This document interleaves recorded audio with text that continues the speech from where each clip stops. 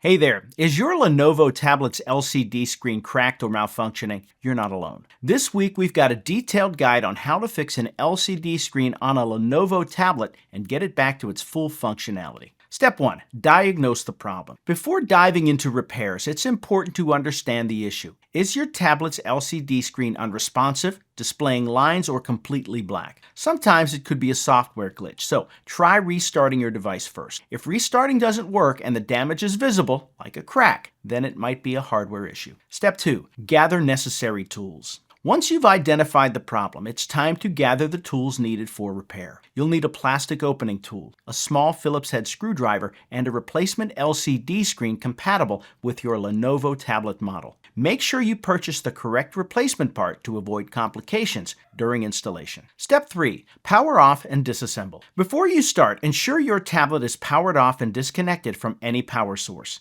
If possible, remove the battery to avoid electrical discharge. Begin by using the plastic opening tool to carefully pry open the back cover. This process will require patience to avoid damaging the plastic casing. Unscrew the internal screws that secure the LCD and remove any cables connected to the screen. Note the original positions of the screws and cables to ensure a smooth reassembly. Step 4. Replace the LCD screen.